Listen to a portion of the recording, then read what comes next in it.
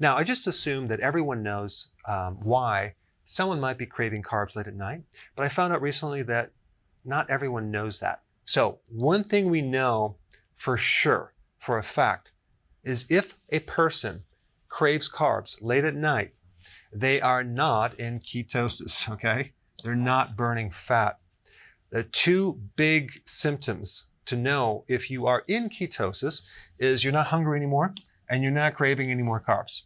But if you are hungry frequently and you are craving carbs, we know you're just not in ketosis. So there's something wrong with this picture.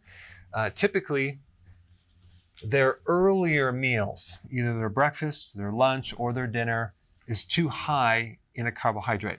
Or it could be the night before, the person's carbs are too high. If they're consuming carbs, even if this is keto, they might still crave late at night. Because what happens is the blood sugar imbalance here can affect you for more than a few hours. It can affect you for a day or two. So what happens here can affect you the next day. But typically when you have a high carb breakfast, like most people, you end up with a low blood sugar. You know, if this is at 8 o'clock, then at 10:30, your blood sugar is low and you need a little snack. Then come noon, you have your lunch and you have your pasta or some rice or noodles after protein or whatever you're eating. And then you feel pretty good, probably want a nap right after this, but then at 3 o'clock, boy, you need a snack. You're just starving, right? Then you have your dinner. You have some carbs there. You're good for maybe an hour and a half, and then you need a little snack late at night, about 8 o'clock or maybe 9 o'clock. That's when you need some chips, you need some maybe nuts, salty nuts, popcorn would be great. And I was in this trap here for many, many years. My awareness on nutrition was so pitiful. I was doing this and I would crave every single night. And of course I would give in to that. So let me show you how to cure these late night cravings. Keep your carbs below 30 grams per day, not per meal, per day. Number 2, skip breakfast right here. Just completely don't eat for breakfast, okay? I mean, all night long, you didn't eat, you're fasting. Why would you want to break your fast?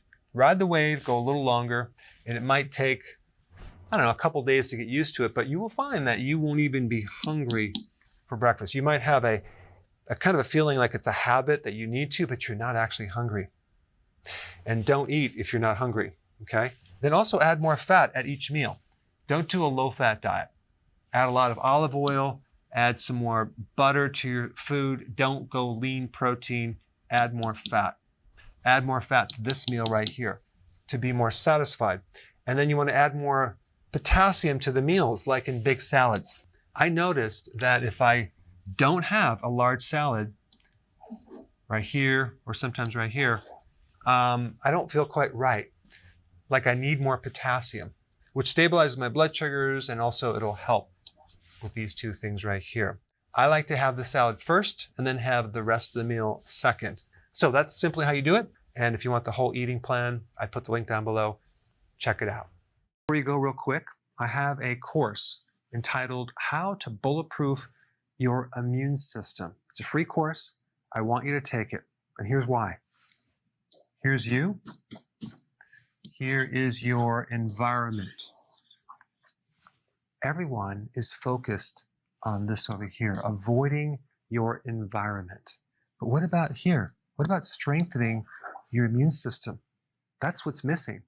This course will show you how to bulletproof yourself, and so you can tolerate and resist your environment much better by strengthening your own immune system. I put a link down in the description right down below.